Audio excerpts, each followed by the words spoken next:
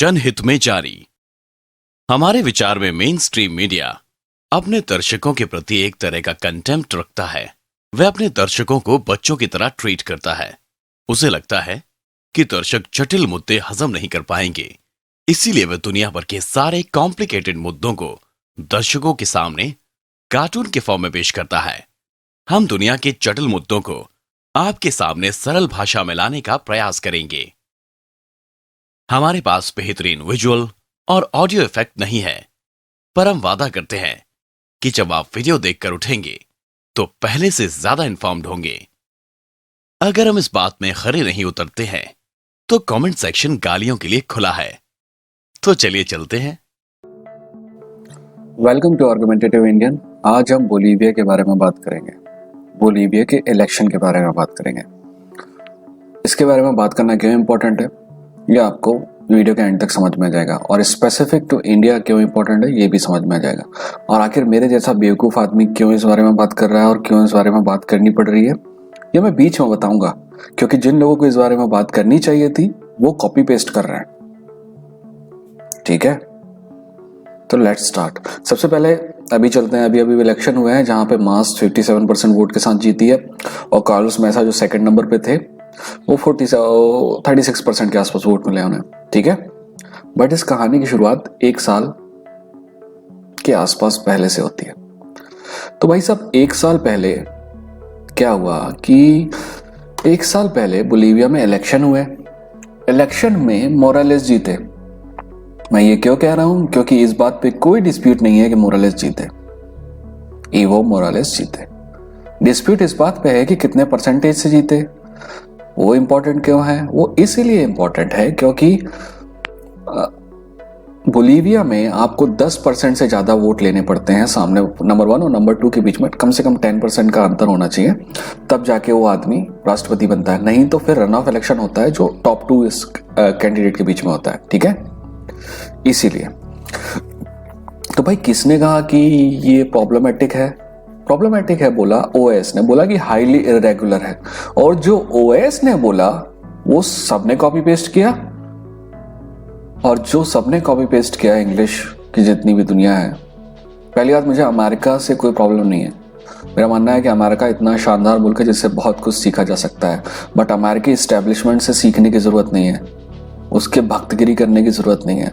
तो क्या हुआ कि जो ओएस ने बोला, ओएस जो है अमेरिका की प्रॉक्सी है, ऑर्गेनाइजेशन ऑफ अमेरिकन स्टेट जो है वो प्रॉक्सी है साउथ अमेरिका में अमेरिका की। तो ओएस ने बोला कि हाईली इरेगुलर था, वही कॉपी कर दिया सारे इंग्लिश इंस्टीट्यूशन ने।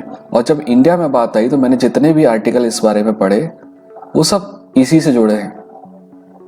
मुझे लगता है कि इंजीनियरिंग कॉलेज में मैंने सबसे बड़ी बात सीखी ना कि दोस्त, इंजीनियर को कुछ आए ना आए, कॉपी पेस्ट जरूर आता है।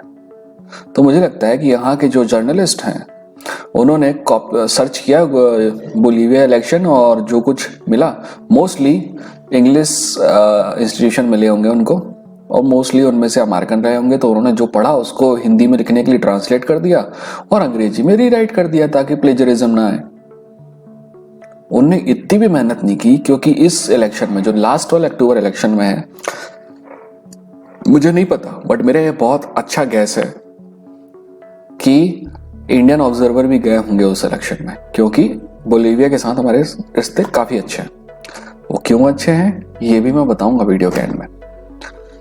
ठीक है, तो इंडियन ऑब्जर्वर भी गए होंगे, वो फोन करके उठा के पूछ लेते हैं कि भाई आपको इलेक्शन में कोई गड़बड़ दिखाई थी क्या? इलेक्शन में कोई गड़बड़ नहीं थी, ओएस बकवास कर रहा था। ऐसा मैं क्यों बोल रहा हूं?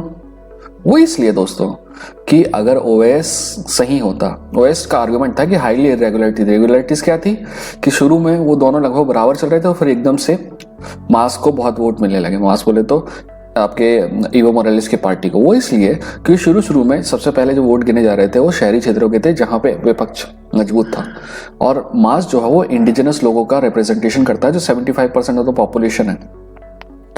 वो मोस्टली ट्राइबल हैं और दूर रहते हैं, रूरल इलाकों में रहते हैं, तो वहां के वोट बाद में गिने गए, इसीलिए वो हुआ। अब उसको हाईली इरेगुलर कह दिया गया, सबने यही कॉपी पेस्ट कर दिया।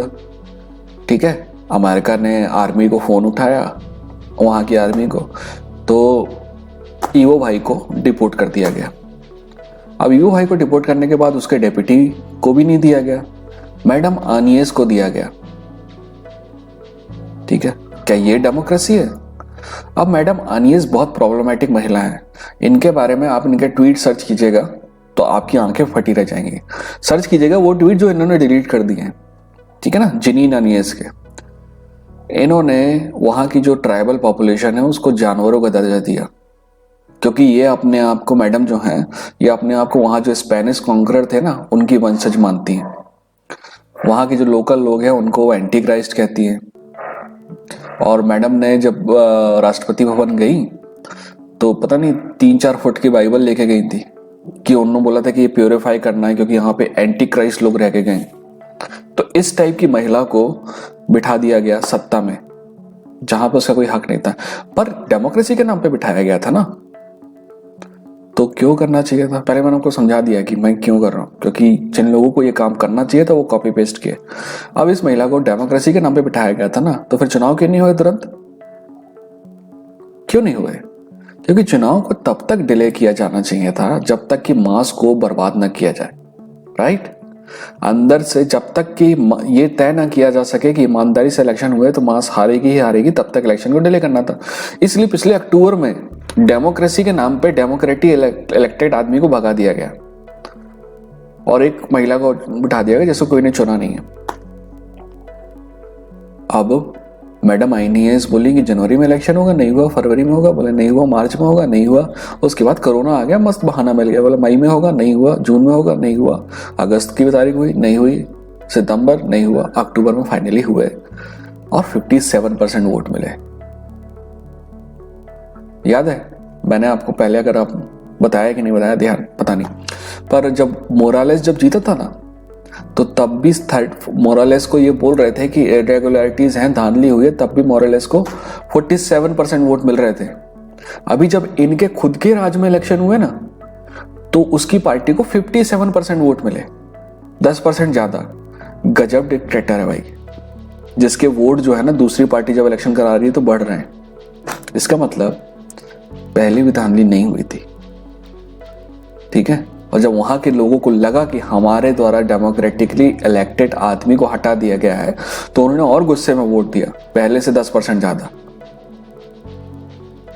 ठीक है। अभी तो पता नहीं होगा कि नहीं आरसे को अभी भी सत्ता मिलेगी कि नहीं मिलेगी। सुना है 8 या 9 नवंबर को शपथ ग्रहण है, ठीक है। अब बातें हैं कि भाई साहब अमेरिका क्यों इतना इंटरेस्टेड था बोलीविया में।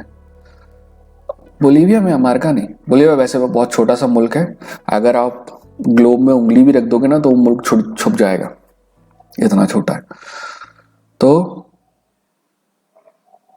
आखिर क्यों ऐसा हुआ कि अमेरिका और दुनिया भर बोलीविया में एकदम से इंटरेस्टेड हो गए।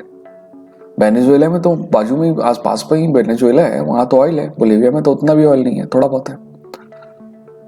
वो इसलिए क्योंकि भाई साहब इलेक्ट्रिक कारों का दौर आने वाला है और इलेक्ट्रिक कारों के लिए बहुत इंपॉर्टेंट चीज की जरूरत होती है, जिसे कहते हैं लिथियम, जो बैटरी में काम आती है। और मोरालेस भाई की जो कंट्री है ना वहां बहुत लिथियम है। और आप में से बहुत से लोग होंगे जो पूजा करते होंगे एलन मस्क की। मेरा मानना है कि Elon Musk is a brilliant guy but piece of shit human being. उसका ट्वीट मिल जाएगा आपको कि we will coup however we want, यही बोलीविया के कॉन्टेक्स्ट में, ठीक है। साफ साफ एक्सेप्ट करते हैं भाई साहब कि भाई साहब हमने कू करा दिया ताकि हमको लिथियम मिल जाए, क्योंकि टेस्ला मोटर कैसे चलेगी ना बिना लिथियम के। तो लिथियम की वजह से मोरालेस भाई गए। अब हमारे लिए क्यों इंपॉर्टेंट है? हमारे लिए इसलिए इंपॉर्टेंट है क्योंकि जब ईवो मोरालेस की मास गवर्नमेंट थी तब यहां की कंपनियों ने, इंडिया की कंपनियों ने बड़े समझौते किए थे वेनेजुएला के, आपके बोलीविया के साथ लिथियम के भंडारों के बारे में, ठीक है। तो जो नई मैडम आनियस वाली गवर्नमेंट आई, उन्होंने हक मारा। तो किसका मारा? पहला तो हक उन लोगों का मारा जो वहां के लोग रहने वाले हैं, जिनका हक है नेचुरल। दूसरा हम जैसे लोगों को मारा, इंडिया वालों का, जिन्होंने पुरानी गवर्नमेंट के साथ समझौते करे थे। अब हो सकता है कि वो जो पुरानी गवर्नमेंट जब वापस से फिर से आएगी तो वो समझौते फिर से काबिल रहेंगे। अभी इन समझौतों पर अमल ना किया जा सके उसके लिए क्या किया मैडम ने जाने से पहले फटे तक IMF लोन लिए। IMF लोन के साथ शर्तें आती हैं, वो शर्तें लागू कर देंगी मैडम। जब समझ रहे ना आप, गजब है, डेमोक्रेसी के नाम पे उस आदमी को भगाया गया, बट जो दूसरी औरत जो डेमोक्रेटली चुनी नहीं गई वो दुनिया भर के कानून चेंज कर रही है, उधार ले रही है, सब कुछ कर रही है, और तो और लॉन्ग टर्म समझौते कर रही है लोगों से, अमेरिका से, वहां के लिथियम में। तो हमारे समझौतों का क्या होगा?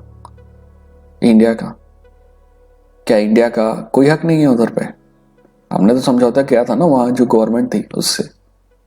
खैर उसका क्या होगा वो तो पता चलेगा, क्योंकि मेरे ख्याल से तो अब तो इंडिया वाले भी यही सोचते हैं कि भाई अमेरिका जो कर रहा है वही करने देना चाहिए, क्योंकि यहाँ का जो लिबरल क्लास है ना, मैं प्रोग्रेसिव हूँ, मैं लिबरल नहीं हूँ, यहाँ का जो लिबरल क्लास है वो पता नहीं क्यों मोहब्बत है उसे अमेरिका के इंस्टीट्यूशन से। काश कि उसे अमेरिकन वैल्यूज से मोहब्बत होती। खैर ये सब तो मेरा दिल का भड़ास निकालने के लिए मैं बनाते रहता हूँ।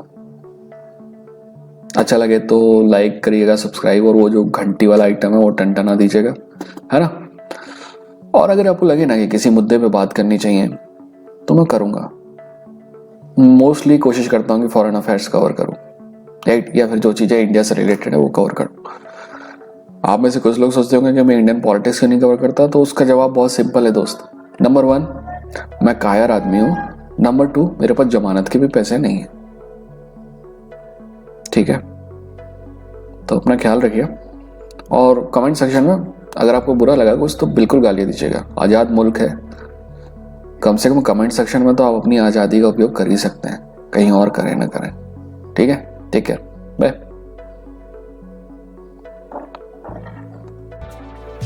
जाने से पहले सब्सक्राइब करके बेल आइकन पर क्लिक कर दीजिएगा। अगर कोई सवाल हो तो नीचे कमेंट सेक्शन में लिखिए, और आप हमें स्क्रीन पे दिए हुए ट्विटर हैंडल पे भी सवाल कर सकते हैं। जाते जाते ध्यान रहे, democracy is not Spectator sport. Thank you.